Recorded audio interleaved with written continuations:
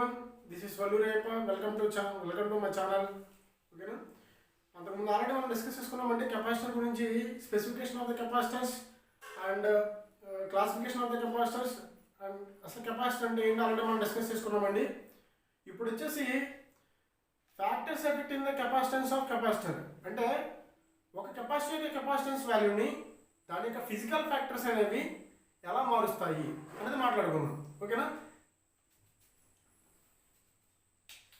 ఏంటంటేనండి physical factors affecting the capacitance of capacitor. ఒక capacitor యొక్క కెపాసిటెన్స్ వాల్యూని దాని యొక్క ఫిజికల్ ఫ్యాక్టర్స్ని మార్చడం వలన ఎలా మారుతుంది? ఫిజికల్ ఫ్యాక్టర్స్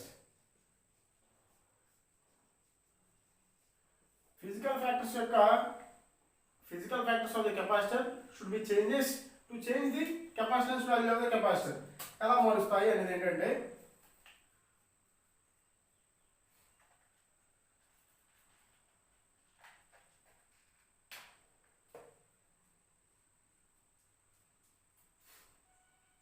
ఫస్ట్ అండి అసలు కెపాసిటెన్స్ అంటే ఏంటి, అసలు కెపాసిటర్ ఎలా తయారు చేస్తాము? ఓకేనా, దీనికి ఒక 2 ప్యారలల్ ప్లేట్స్ ఉంటాయి. Parallel plate 1 and parallel plate 2. దీనికి 2 terminals, A terminal and this is the B terminal. ఈ మిడిల్లో ఉన్నది dielectric material. Okay, this is the dielectric material. Capacitor ఎలా తయారు చేస్తారు? దీనికి ఒక 2 ప్యారలల్ ప్లేట్స్ ఉంటాయి అండ్ దాని ఆ 2 ప్యారలల్ ప్లేట్స్ని ఇలా ప్లేస్ చేస్తారు. ఇలా ప్లేస్ చేసినప్పుడు 2 ప్యారలల్ ప్లేట్స్ని ఈ మిడిల్లో గ్యాప్ ఉంది చూసారా, ఈ మిడిల్ గ్యాప్లో ఏమన్నాము అంటే this is called as dielectric material అనమాట. ఓకేనా, మరి ఈ కెపాసిటర్ యొక్క కెపాసిటెన్స్ వాల్యూ ఎలా మారుతుంది, అసలు మార్చడానికి అవకాశం ఏముంది, ఏమేమి పారామీటర్స్ మార్చవచ్చు అనేది చూసుకున్నామండి. ఇక్కడ వచ్చేసి నా దగ్గర ఏముందంటే ఒక కెపాసిటర్ ఉంది. ఓకేనా, కెపాసిటర్ యొక్క ప్యారలల్ ప్లేట్స్ అనేవి ఏ షేప్లో ఉంటాయంటే రెక్టాంగులర్ షేప్లో ఉండొచ్చు. ఓకేనా, స్క్వేర్ షేప్లో ఉండొచ్చు. నెక్స్ట్ ఏ షేప్లో ఉండొచ్చు అంటే సర్క్యులర్ షేప్లో ఉండొచ్చు. అర్థమవుతుందా? The shape of the capacitor యొక్క ప్లేట్స్ అనేవి స్క్వేర్ షేప్లో ఉండొచ్చు, రెక్టాంగులర్ షేప్లో ఉండొచ్చు, సర్క్యులర్ షేప్లో ఉండొచ్చు. ఓకేనా, అంటే ఈ కెపాసిటర్ నేను రెక్టాంగులర్ షేప్లో తయారు చేశాను. ఈ కెపాసిటర్ యొక్క ప్యారలల్ ప్లేట్స్ రెక్టాంగులర్ స్క్వేర్ షేప్లో తయారు చేశాను, ఒకలాగా ఉంటుంది. నెక్స్ట్ రెక్టాంగులర్ షేప్లో తయారు చేశాను, ఇంకోలాగా ఉంటుంది. నెక్స్ట్ సర్క్యులర్ షేప్లో తయారు చేశాను, దాని కెపాసిటెన్స్ వాల్యూ వేరేలాగా ఉంటుంది. అంటే the capacitance value should be changes depending upon the shape of the parallel plate. ఓకేనా, ప్యారలల్ ప్లేట్ ఉన్నటువంటి షేప్ని బట్టి కూడా కెపాసిటెన్స్ వాల్యూ మారుతుంది. అంటే ఫర్ ఎగ్జాంపుల్ ఈ కెపాసిటర్ యొక్క ప్యారలల్ ప్లేట్ ఏ షేప్లో తయారు చేస్తుంది? స్క్వేర్ షేప్లో తయారు చేస్తుంది. ఓకేనా, దీని ఏరియా ఏమవుతుందండి? ఏరియా ఈజ్ ఈక్వల్ టు ఏమవుతుంది? స్క్వేర్ షేప్లో అయితే కనుక ఏ స్క్వేర్. ఓకేనా, దీని ఏరియా రెక్టాంగులర్లో ఉంటే కనుక దాని ఏరియా ఏమవుతుందండి? L into B. ఓకేనా, సర్క్యులర్ షేప్లో ఉంటే ఏమవుతుందండి? Pi r square. అదంతా పై ఆర్ స్క్వేర్. ఇక్కడ ఇదంతా ఎందుకు చెప్తున్నానంటే the capacitance of the capacitor should be changes by varying the area of the rectangle and by varying the area of the parallel plate. Okay na, by varying the area of the circular parallel plate. అంటే square shape ఉన్నటువంటి parallel plate యొక్క area మార్చడం వల్ల capacitance value మారుతుంది. Rectangle shape ఉన్నటువంటి parallel plate యొక్క area మార్చడం వల్ల కెపాసిటెన్స్ వాల్యూ మారుతుంది. సర్క్యులర్ షేప్ లో ఉన్నటువంటి ప్యారలల్ ప్లేట్ యొక్క ఏరియాని మార్చడం వల్ల కెపాసిటర్ యొక్క కెపాసిటెన్స్ వాల్యూ మారుతుంది. ఓకేనా, అంటే ఏంటి? The capacitance of the capacitor should be depending upon the area of the parallel plate. నా దగ్గర ఉన్నటువంటిది సర్క్యులర్ ఏరియా అయితే సర్క్యులర్, రెక్టాంగిల్ అయితే rectangle. Okay, next area of the parallel plate ఇది ఏరియా ఉంటుంది కదా. నెక్స్ట్ వన్ ఏమి డిపెండ్ అయి ఉంటుందంటే distance between the 2 parallel plates. First మనం ఏమనుకున్నామండి? Area of parallel plate. ఒక ప్యారలల్ ప్లేట్ యొక్క ఏరియా మీద డిపెండ్ అయ్యి ద కెపాసిటెన్స్ వాల్యూ మారుతుంది. Next the distance between 2 parallel plate 1, parallel plate 2. 2 parallel plate middle లో ఉన్నటువంటి distance, the gap between the 2 parallel plates is called as the distance between 2 parallel plates, that is indicated by capital D. అంటే for example gap is equal to 2 centimetres ఉంది. ఓకేనా, దాని capacitance value 2 centimetres తగ్గట్టుగా ఉంటుంది. For example gap ఏరియాని నేను increase చేశాను అంటే ఏంటి? This is the parallel plate 1, this is the parallel plate 2. అంటే డిస్టెన్స్ అనేది 2 సెంటీమీటర్స్ కి కన్నా ఎక్కువ.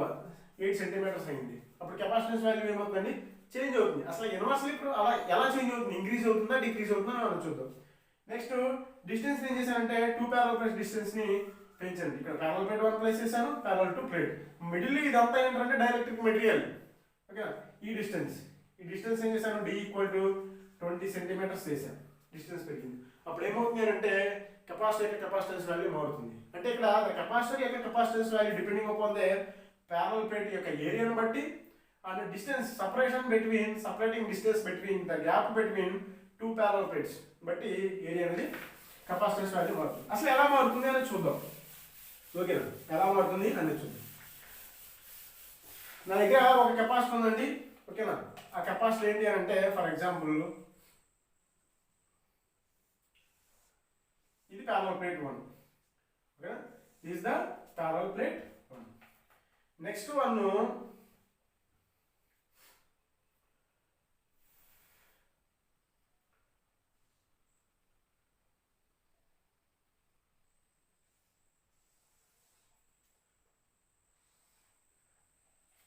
వచ్చేసి నెక్స్ట్ అనదర్ ప్యారలల్ ప్లేట్.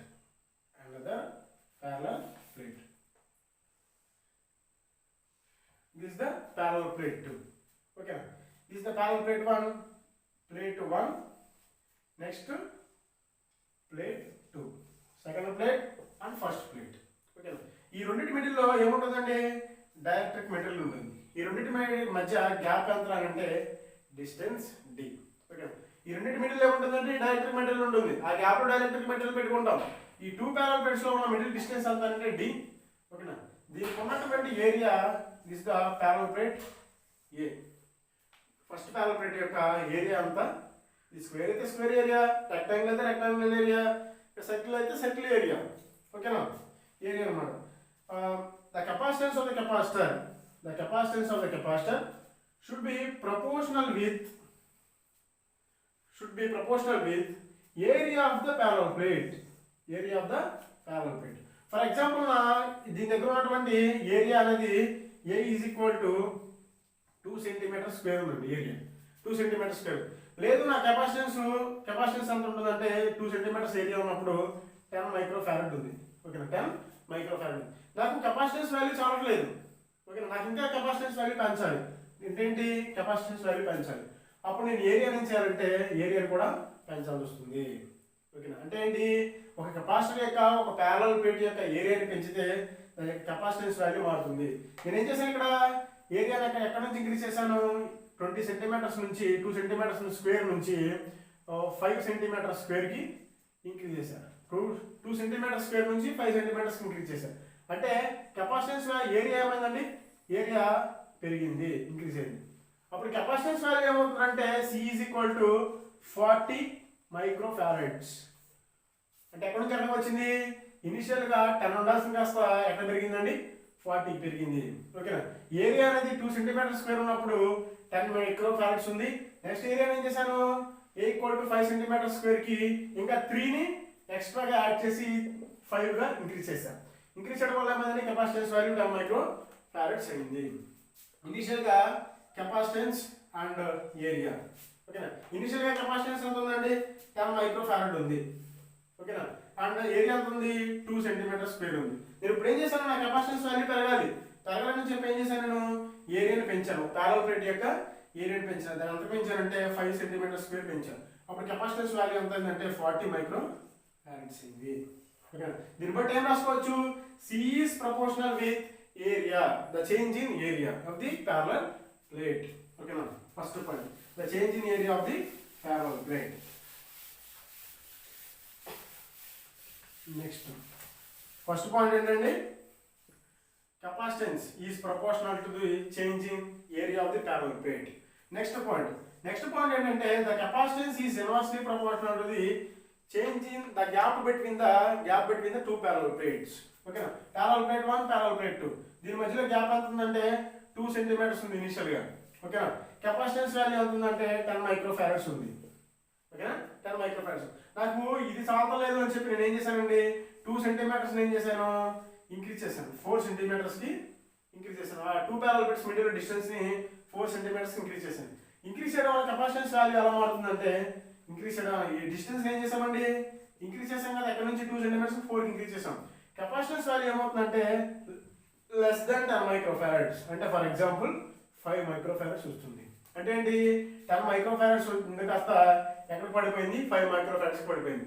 అంటే డిస్టెన్స్ ఇంక్రీజ్ చేయడం వలన ఇక్కడ కెపాసిటెన్స్ వాల్యూ ఏమవుతుందండి, తగ్గిపోతూ ఉంటుంది. ఓకేనా, that is called as inversely proportional. That is called as inversely proportional. ఈ రెండింటిని కంబైన్ చేసామనుకోండి, అప్పుడు ఏమవుతుంది, the capacitance is proportional to the change in area of the parallel plate A divided by C is inversely proportional to the change in distance between the two parallel plates. Okay, the capacitance value should be proportional to the area of the parallel plate and inversely proportional to the distance between the gap between the two parallel plates. This is the formula. మరి proportionality constant, proportionality తీయాలి కదండి. proportionality తీయాలి అంటే C is equal to epsilon, C is equal to epsilon into A divided by D. ఓకేనా, epsilon into A divided by, దీన్ని ఏమన్నామంటే permittivity. This the permittivity రెండు ఉన్నాయండి, absolute permittivity, relative permittivity. Final formula ఏమవుతుందంటే C is equal to epsilon into A divided by D. ఓకేనా, this the capacitance value should be changes in accordance with the change in area of the parallel plate and the change in the gap between and distance between the two parallel plates. This is the physical factors can change in capacitance of the capacitor. Okay, thank you for watching.